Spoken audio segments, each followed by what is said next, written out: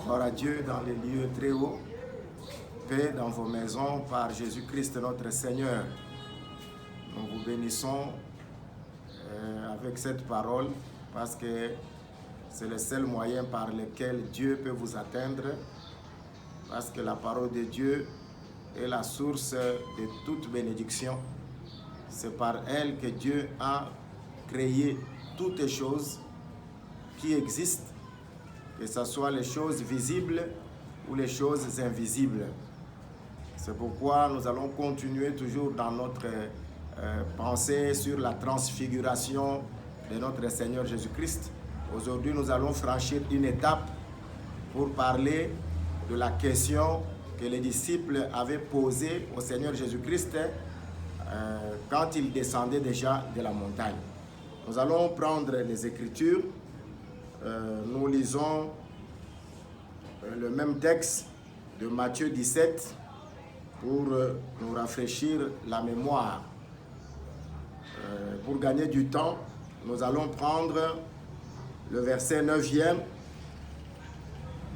Nous allons lire jusqu'au verset 13e. Nous lisons Matthieu chapitre 17 au verset 9e. Comme ils descendaient de la montagne, Jésus leur dit cet ordre: ne parlez à personne de cette vision jusqu'à ce que le Fils de l'homme soit ressuscité des morts. Les disciples lui firent cette question: pourquoi donc les scribes disent-ils qu'Élie doit venir premièrement? Il répondit: il est vrai qu'Élie doit venir et rétablir toutes choses. Mais je vous dis qu'Élie est déjà venu et qu'ils ne l'ont pas reconnu et qu'ils l'ont traité comme ils ont voulu, de même que le Fils de l'homme souffrira de leur part. Les disciples comprirent alors qu'il leur parlait de Jean-Baptiste. Lorsqu'ils furent arrivés près de la foule, un homme vint se jeter à genoux devant Jésus et dit: Seigneur, aie pitié de mon fils qui est lunatique et qui souffre cruellement. Il tombe souvent dans l'eau et souvent dans le feu. Que Dieu soit béni. Nous avons parlé de la vision de la transfiguration de notre Seigneur Jésus comme étant un message sur son avènement.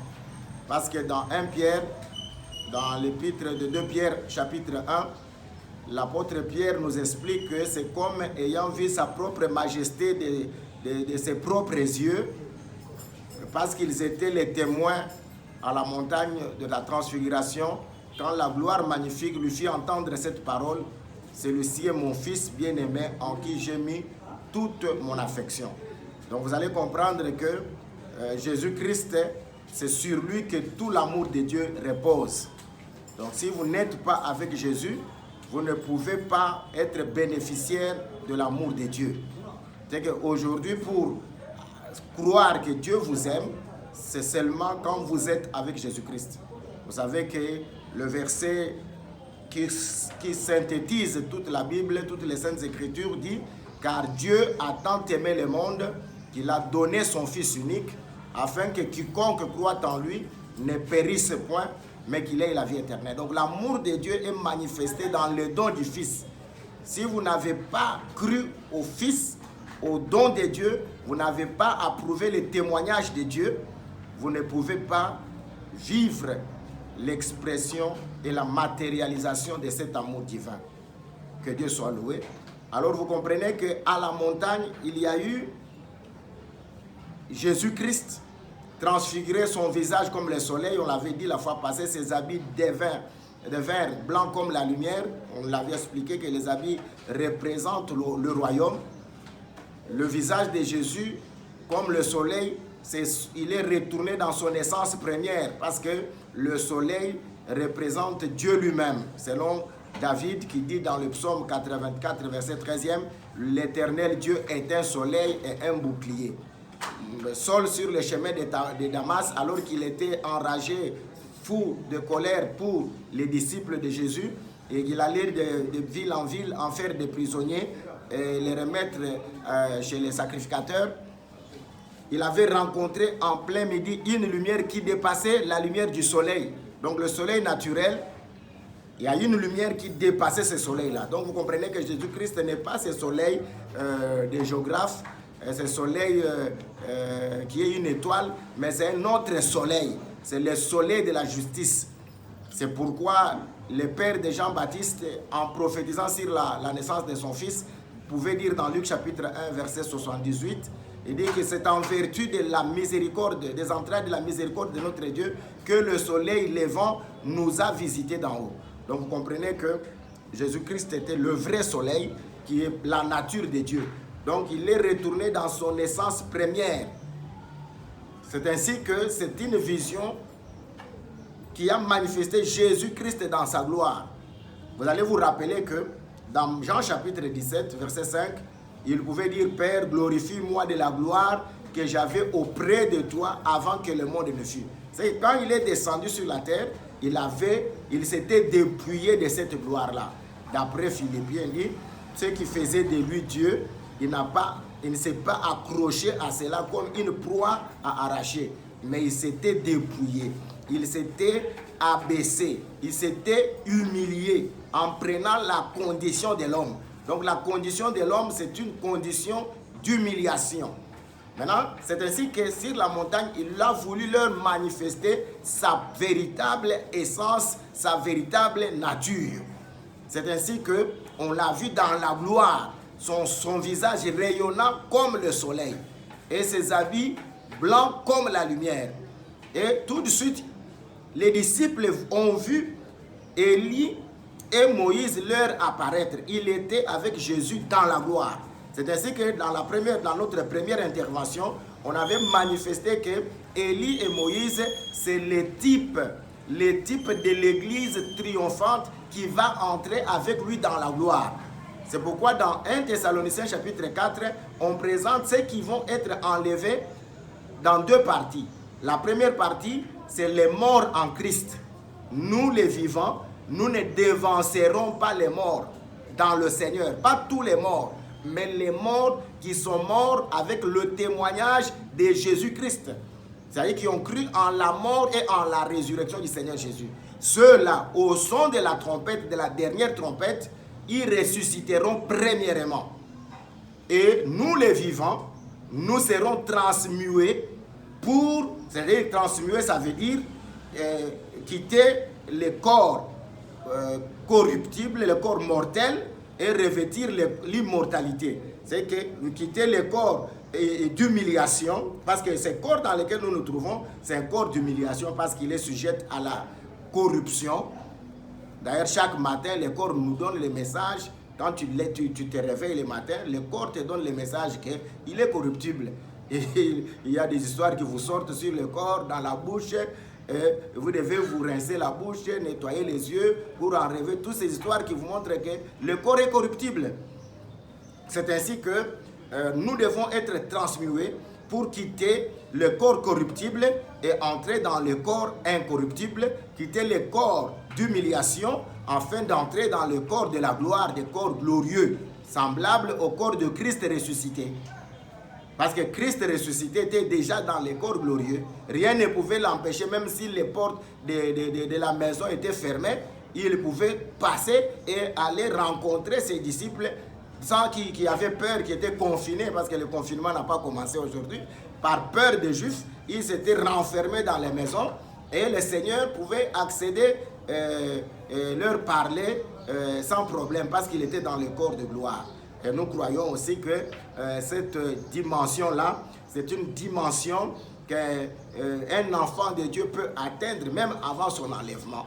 C'est-à-dire, il doit être manifesté comme un enfant, comme tel, c'est-à-dire même arriver à brader les lois naturelles. Quand vous voyez Pierre marcher sur les eaux, sur la parole de Christ, c'est une dimension qui est une dimension surnaturelle. Ce sont des choses extraordinaires qui doivent accompagner un croyant de la parole. C'est pourquoi le Seigneur pouvait dire, voici les miracles qui accompagneront ceux qui auront cru en mon nom. Vous voyez, Quand la vie de la parole, la vie, le témoignage de Jésus, ce n'est pas de l'histoire. Ce n'est pas des histoires qu'on doit se raconter des uns des autres. Mais la vie en Christ, c'est une puissance, c'est une force.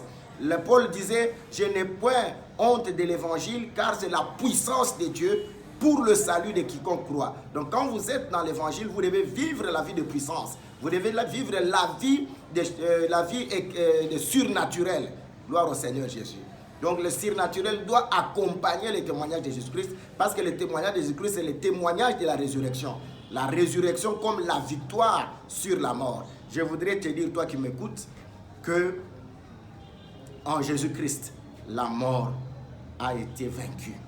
Et tu n'as pas le sujet d'avoir peur. La mort a été engloutie parce que Jésus-Christ l'a vaincu en ressuscitant des morts. C'est un témoignage que les scientifiques ne peuvent pas recevoir, que les occultistes ne peuvent pas recevoir, que les épicuriens ne peuvent pas recevoir, que les stoïciens ne peuvent pas recevoir, parce qu'ils n'ont jamais compris qu'un homme mort puisse retourner à la vie. Et nous avons ce témoignage-là, le témoignage de notre Seigneur Jésus-Christ. C'est pourquoi, comme il descendait de la montagne, vous voyez, Jésus-Christ est avec Élie et Moïse, représentant un, parce que Moïse était mort, c'est-à-dire représentant les morts en Christ, et Élie n'était pas mort physiquement, il était enlevé. Il représente aussi les vivants, c'est-à-dire ceux qui seront vivants au moment de l'enlèvement, au moment où le Christ viendra pour nous prendre. Parce que c'est une promesse, l'enlèvement est une promesse pour les saints, est une promesse pour ceux qui ont les témoignages de Jésus-Christ. Nous expliquerons ces choses plus en détail prochainement si le Seigneur nous en donne le temps et la possibilité. Et nous voulons te faire voir que tu es appelé à monter dans la gloire de Christ. C'est la récompense qui t'est donnée en vertu de ta foi. C'est que la foi que tu as dans le Christ a une récompense, c'est une œuvre. C'est pourquoi quand les disciples disaient, quand les hommes demandaient à Jésus que pourrions-nous faire pour accomplir les œuvres de Dieu, Jésus leur dit l'œuvre de Dieu au singulier. Donc ils demandaient ce qu'ils pouvaient faire pour accomplir les œuvres de Dieu. Mais Jésus leur dit l'œuvre de Dieu, c'est que vous croyez en celui que Dieu a envoyé. C'est que croire en l'homme que Dieu a envoyé, croire au messager, à l'envoyé de Dieu, c'est une œuvre. Et c'est ainsi que cette œuvre a une récompense. Gloire au Seigneur Jésus. C'est une chose très importante que tu dois garder dans ta conscience, parce que le monde passera. Je te dis la vérité. Tu n'as pas cru en Jésus-Christ seulement pour les choses de ce monde, parce que ce monde passera.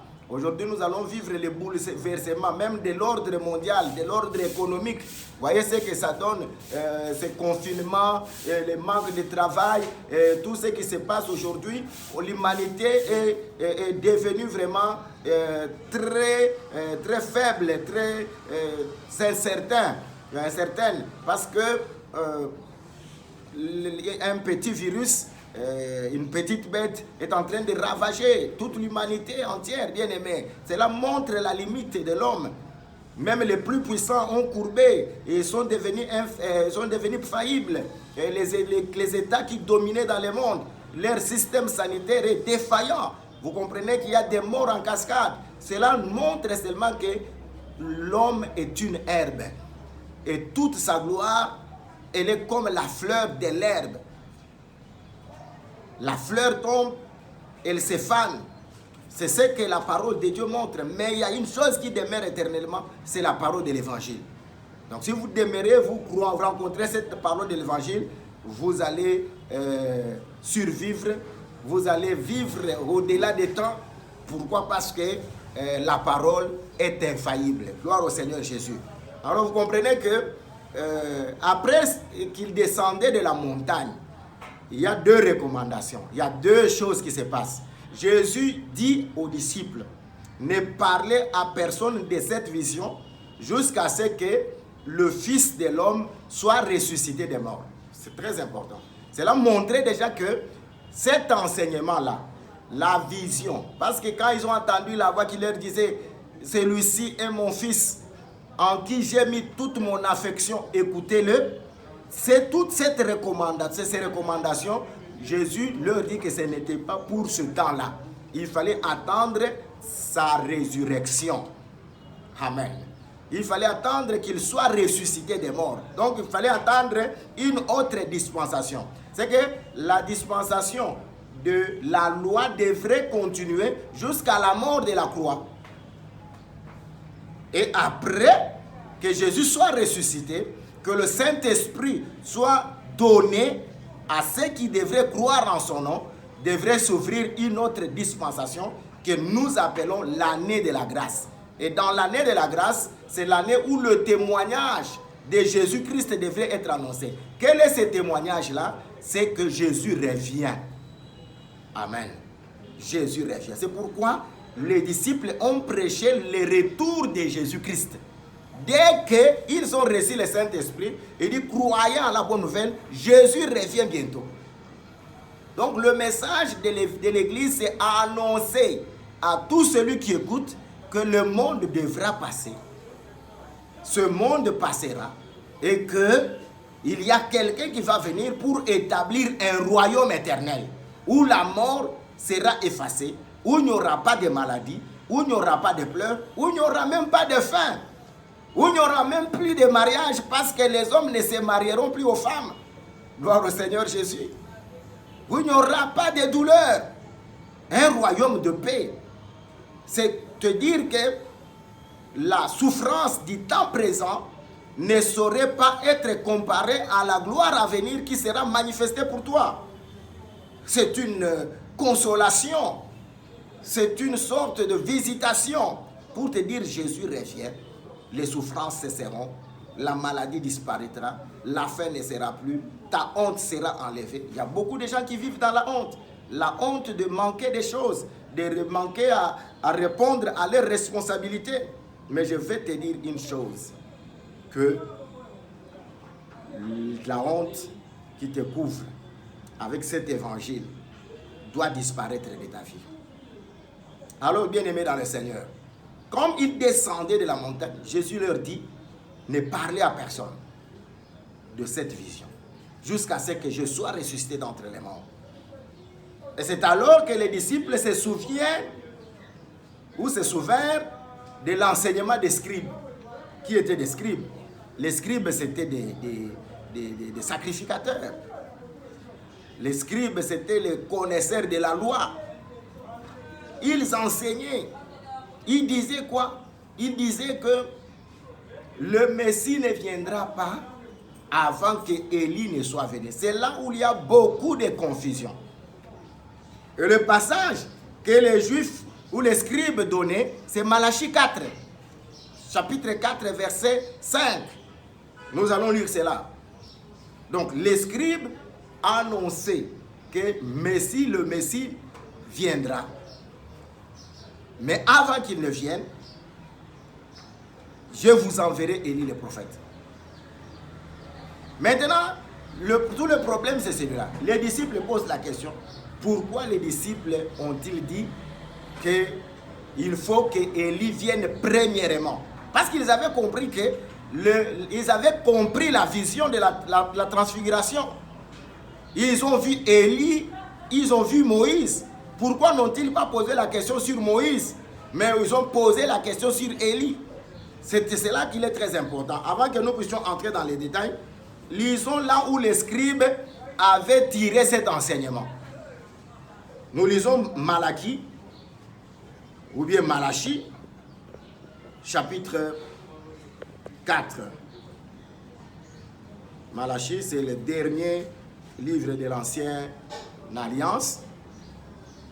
Pour gagner du temps, nous allons lire chapitre 4, verset 5 jusqu'au verset 6. Je vous préserve du verset 4 parce que le verset 4 fait allusion à Moïse. D'ailleurs, il faut même que nous commencions au verset 4. Souvenez-vous de la loi de Moïse, mon serviteur, auquel j'ai prescrit en Horeb pour tout Israël, des préceptes et des ordonnances. Voici, je vous enverrai Élie le prophète, avant que le jour de l'Éternel arrive, ce jour grand et redoutable. il ramènera le cœur des pères à leurs enfants et le cœur des enfants à leurs pères, de peur que je ne vienne frapper le pays d'interdit. Voyez-vous que là où on parle d'Élie, on devrait aussi parler de Moïse. Dit, souvenez-vous de la loi de Moïse, mon serviteur, auquel j'ai prescrit en Horeb. Horeb, c'est Sinaï, pour tout Israël. Donc, la loi a été donnée à Israël, des préceptes et des ordonnances. Voici, je vous enverrai Élie, le prophète, avant que le jour de l'Éternel arrive, ce jour grand et redoutable. C'était ça l'enseignement des scribes. Il dit, avant que le jour de l'Éternel arrive. Alors, vous comprenez que, sur le plan prophétique, l'Église n'attend pas le jour de l'Éternel. Ce jour grand et redoutable. Parce que le jour de l'Éternel, c'est le jour de jugement. Or, l'Église est exempte des jugements. L'Église attend le jour du salut. L'Église attend l'enlèvement, qui n'est pas à confondre avec le jour grand et redoutable. Or, Dieu, dans sa préséance, pour Israël, il a dit, je vous enverrai Élie. Parce que Élie est le seul qui peut ou qui avait retourné le cœur de ses condisciples à la véritable adoration, à reconnaître que ce n'est pas Baal qui est Dieu, mais c'est l'Éternel qui est Dieu. Quand il avait rétabli l'autel de l'Éternel qui avait été renversé. Donc nous allons comprendre que dans l'Église, il n'y a pas un autel qui soit renversé pour que Élie puisse le redresser. Dans l'Église, il y a l'enseignement qui a été donné par les saints apôtres et prophètes de Christ. Et c'est cet enseignement qui continue à agir jusqu'à aujourd'hui. Le Seigneur, qui est le sage architecte, qui a posé les fondements, il a dit, je bâtirai mon église sur ce roc. Le roc, c'était la révélation que Pierre venait de donner en disant, tu es le Messie, le Fils du Dieu vivant. Il a dit, je bâtirai mon église sur ce roc, sur cette parole, sur cette révélation. L'église est fondée sur Jésus-Christ, Fils du Dieu vivant. Jésus-Christ est le Messie. Jésus-Christ est le roi. C'est pourquoi il dit, les portes du séjour des morts ne prévaudront point contre cette église. C'est-à-dire que l'église est une maison qui ne devrait pas être détruite. C'est une maison qui est construite sur le solide fondement. Et ce solide fondement, c'est la parole de Dieu. C'est pourquoi je vais te donner cette parole, cette exhortation, pour que rien au monde ne puisse pas te séparer de la parole de Dieu. La parole de Dieu est une parole qui est une garantie qui te donnera la victoire sur toutes tes agressions extérieures. Je te dis, cette parole que tu écoutes, c'est cette parole qui te gardera. Si tu crois cette parole te prendra en charge. Et la véritable prise en charge, ce n'est pas la prise en charge de ton frère, de ta soeur, de ton mari, de ta femme ou de toute chair. Parce que la chair, comme on l'avait dit, c'est comme de l'herbe, et toute sa gloire comme la fleur de l'herbe, qui le matin peut être vraiment à la hauteur, rayonner, donner de lumière, de l'éclat. Mais le soir, vous allez voir la fleur qui va faner. C'est ça la nature de l'homme. Mais le seul soutien qui ne peut pas faillir, c'est le soutien de Dieu. C'est le soutien de la parole. C'est le soutien que le Saint-Esprit, Jésus-Christ et la parole, peut t'offrir. C'est pourquoi je te dis que cette parole, quand tu l'écoutes avec foi, quand tu la mets en pratique, cette parole te prendra en charge. Gloire au Seigneur Jésus. Souvenez-vous de Rebecca qui avait pris en charge les chameaux. qui avait donné de l'eau aux chameaux. Il avait servi les chameaux. Il avait donné de l'herbe. Mais en cours de route, on a vu ce Rebecca-là qui servait les chameaux. On l'a vu au-dessus d'un chameau. C'est que le chameau qui avait supporté Rebecca, qui avait pris l'eau de les mains de Rebecca, ce chameau avait pris en charge Rebecca et avait porté les Rebecca sur son dos. On peut dire ça, sur sa monture. Il était monté sur le chameau.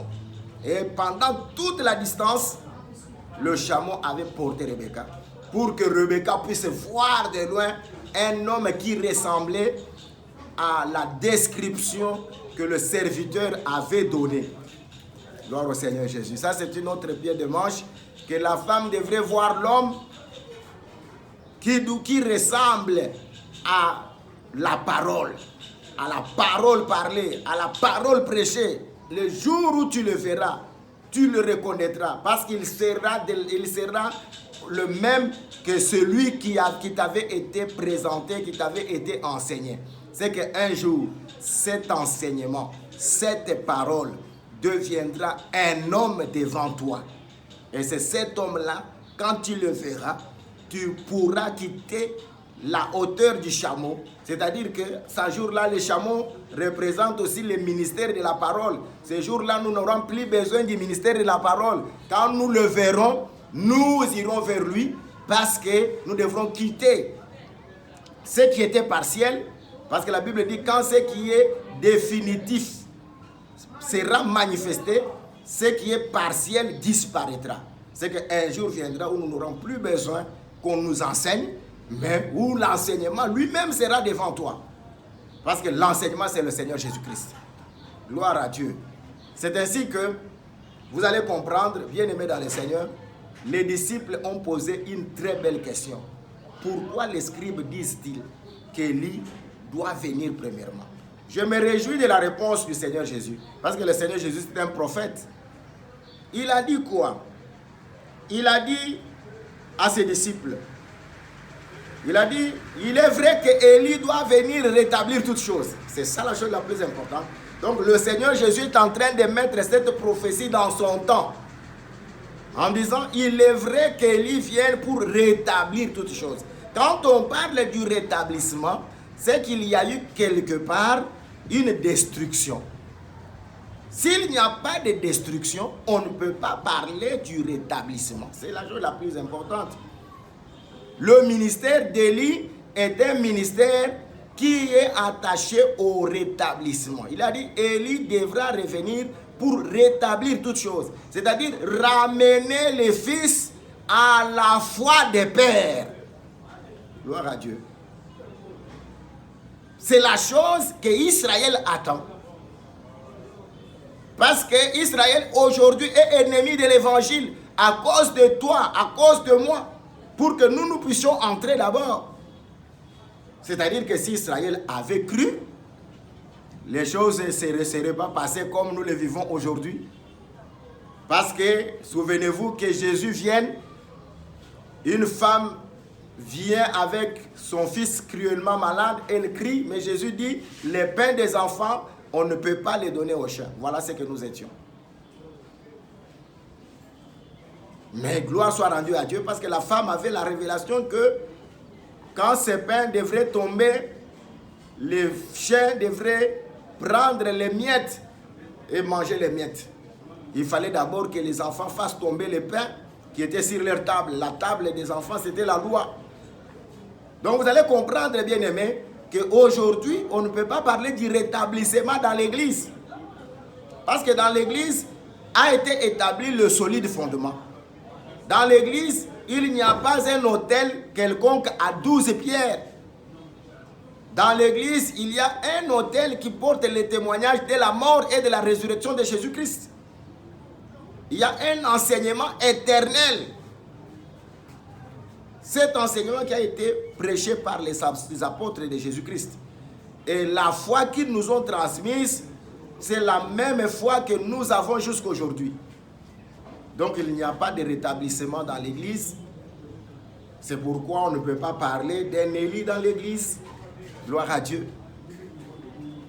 Comme Dieu ramène tout ce qui était passé, souvenez-vous bien aimés, dans Luc chapitre 4, au verset 17 jusqu'au verset 22. Luc chapitre 4, verset 17 à 22. Jésus dit aux Juifs, vous m'appliquerez bientôt ces proverbes, médecin guéris-toi toi-même. Car au temps d'Élie, il y avait plusieurs veuves en Israël. Là, Jésus-Christ est en train de s'identifier comme Élie et comme Élisée. C'est dans les temps actuels. Parce que tous les prophètes ont exercé avec l'esprit de Christ qui était en eux. C'est que dans les temps actuels, Jésus-Christ est la somme de tous les prophètes. C'est-à-dire qu'en lui, Élie est là, Élisée est là, Moïse est là, Habakkuk est là, tous les prophètes sont là, les Jérémie, ainsi de suite. C'est pourquoi quand il a dit que dit-on que je suis, les gens disaient que tu es Jean-Baptiste, tu es Jérémie, tu es Élie ou l'un des prophètes. C'est que dans ces temps actuels, l'esprit d'Élie travaille dans les ministères de Christ. Amen. Et ce ministère de Christ, il est dans Ephésiens 4 et 11. C'est le témoignage de Jésus-Christ. L'esprit de la prophétie. Donc il n'y a pas un Élie quelque part ou un Élie qui doit venir rétablir. Non, ça c'est vraiment mal comprendre la prophétie. La prophétie s'exerce dans le temps et dans l'espace. Il faut connaître le temps de cette prophétie, c'est la période où la prophétie doit s'accomplir totalement et partiellement. Aujourd'hui, nous vivons le temps de la prophétie partielle en Christ Jésus parce que tous les prophètes parlaient de Jésus-Christ. Même Élie, je vous ai donné l'écriture de Luc 4. Jésus dit, au temps d'Élie, il y avait plusieurs veuves, mais Élie ne fut envoyé à aucune d'elles, sauf à la veuve de Sarepta, au pays de Sidon. Donc vous allez comprendre que la veuve de Sarepta, au pays de Sidon, n'était pas une enfant d'Israël.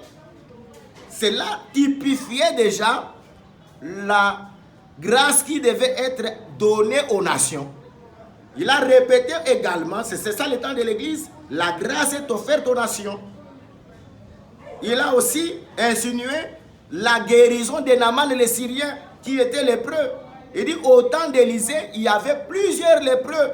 Parce que vous allez comprendre que Élisée, c'est la continuité d'Élie. Parce que l'esprit d'Élie doit reposer sur Élisée. Gloire à Dieu. C'est-à-dire que Jésus montre que dans les temps actuels, la grâce de Dieu devrait être révélée, manifestée aux nations.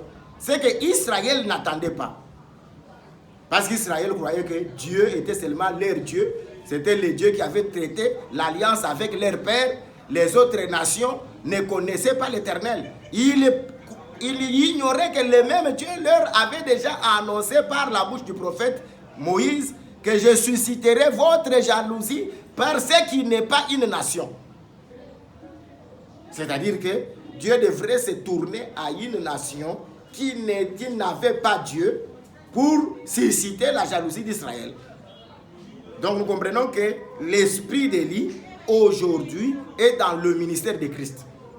Et ça n'a rien à faire avec l'enseignement des scribes. Parce que l'enseignement des scribes annonçait la venue d'Élie avant le jour grand et redoutable. C'est pourquoi Jésus a dit, Élie viendra. Élie doit venir pour rétablir toutes choses. Donc il contexte déjà, il manifeste déjà la prophétie dans son temps. Jésus c'est le prophète par excellence parce que tous les prophètes, que ce soit Malachie, Zacharie, Abias et tous les autres avaient parlé avec l'esprit de Christ. C'est lui l'auteur, c'est lui le responsable de la prophétie. Parce que toutes les prophéties sortent de lui. Alors il a dit, Élie viendra et rétablira toutes choses. Donc quand Élie devrait venir, il faut qu'il rétablisse l'autel qui avait été renversé. Et cet autel-là n'est pas dans l'église parce que l'église, il y a un autel permanent, un autel solide. Un fondement qui ne peut pas être renversé. Gloire au Seigneur Jésus. Je voudrais te dire que si tu es dans l'ignorance, mais sache que quelque part, il y a la connaissance. Si tu es incrédule, sache que quelque part, Dieu a ses enfants qui croient en la parole et en toute la parole. Si toi tu es dans les parties, sache que quelque part, il y a la complémentarité de la parole. Les gens croient à la totalité de la parole, au plein évangile, à l'agneau dans sa totalité. Voilà ce qui peut faire sortir le peuple de l'Égypte. Voilà ce qui peut amener la délivrance à un enfant de Dieu. S'ouvrir à toute la parole de Dieu. Et dans la véritable église du Seigneur, on croit toute la parole écrite. Amen. Parce que nous croyons que l'inspiration est dans les Saintes Écritures. Toute écriture est inspirée. Et on ne peut pas révéler s'il n'y a pas l'inspiration. C'est que la révélation doit procéder des Écritures.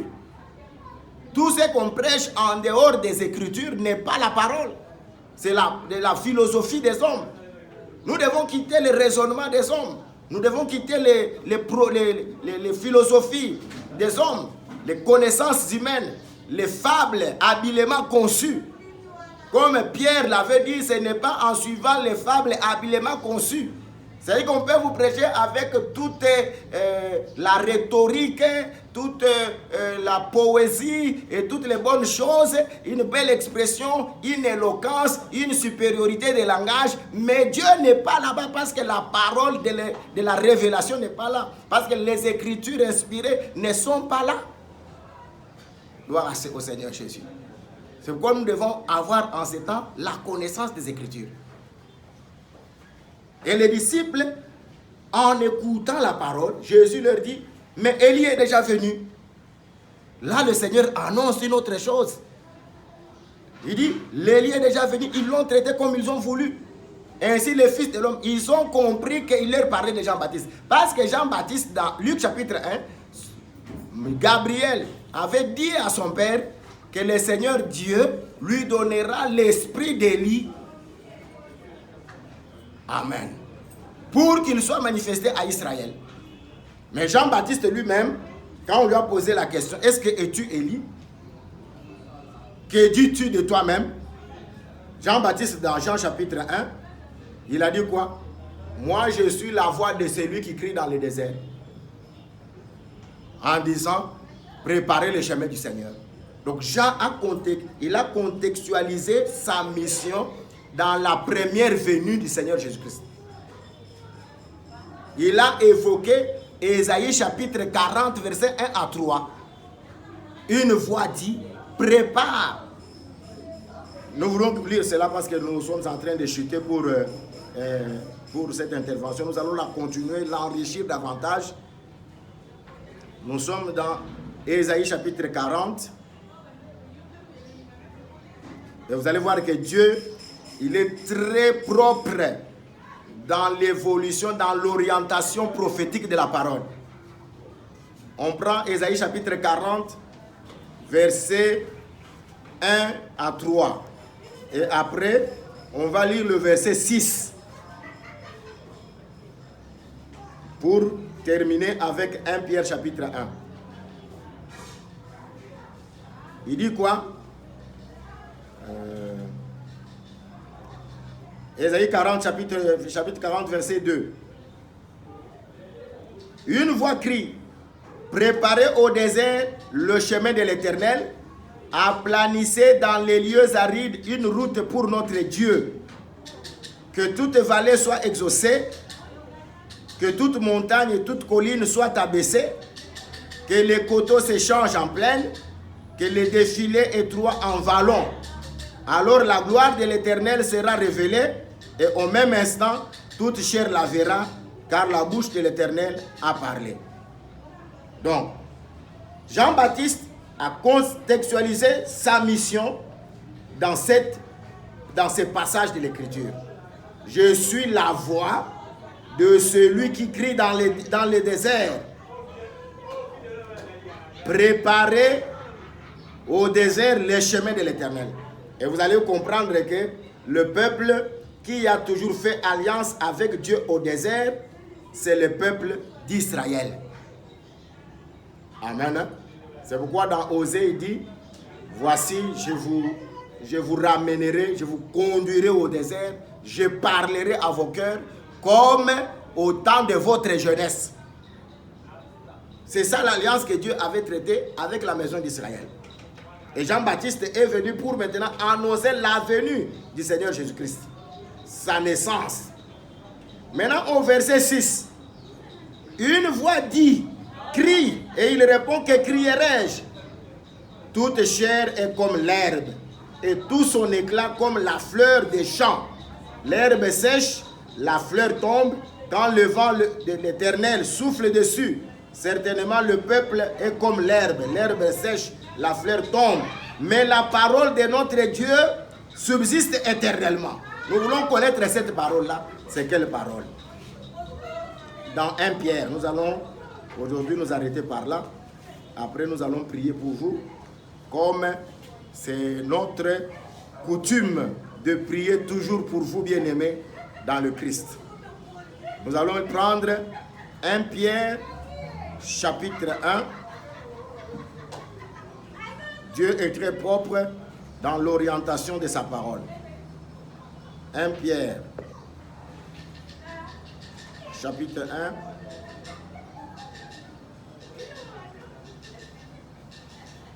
Au verset 23 jusqu'au verset 25. Puisque vous avez été régénérés, non par une semence corruptible, mais par une semence incorruptible, par la parole vivante et permanente de Dieu. Car toute chair est comme l'herbe. On reprend l'écriture d'Ésaïe 40. Et toute sa gloire comme la fleur de l'herbe. L'herbe sèche et la fleur tombe. Mais la parole du Seigneur demeure éternellement. Et cette parole est celle qui vous avez été annoncée par l'évangile. C'est que la parole qui demeure éternellement, c'est l'évangile. C'est la parole de l'évangile. Donc quand vous écoutez la parole de l'évangile, maintenant c'est la dispensation de l'église. Donc Jean-Baptiste est venu annoncer que le Messie devait naître. C'était la première mission, une mission, un accomplissement cyclique de la prophétie. Mais son accomplissement total se viendra avant le grand jour de l'Éternel. C'est pourquoi le grand jour de l'Éternel, ce n'est pas l'enlèvement, mais c'est le jour de jugement qui va être annoncé sur le monde. Avant que ce jour-là ne vienne, Dieu devra envoyer l'esprit d'Élie, et Élie ne viendra pas seul, il viendra accompagné toujours de Moïse. Apocalypse chapitre 11 est en train de décrire cette mission-là avec beaucoup de détails. Les deux prophètes, les deux oints qui viendront en Israël seront accompagnés de l'esprit d'Élie et de l'esprit de Moïse afin de ramener Israël à la foi de ses pères, à la foi d'Abraham, la foi d'Isaac et la foi de Jacob. Voilà ce que nous avions préparé pour vous apporter ce matin dans la vision de la transfiguration, pour te montrer que la période dans laquelle nous sommes, c'est la période qu'on appelle l'année de la grâce, où l'Église est en train de traverser comme un pèlerin sur cette terre, comme un étranger sur cette terre, parce que Abraham, Isaac et Jacob ont vécu dans le pays promis comme dans une terre étrangère. Il faut savoir que nous sommes dans le monde, mais nous ne sommes pas du monde. Il ne faut pas se confier aux choses du monde. Il ne faut pas se donner à la vie du monde, parce que le monde passera et tout ce qui renferme. Mais la parole du Seigneur demeure éternellement. Confiez-vous à la parole, gardez la parole.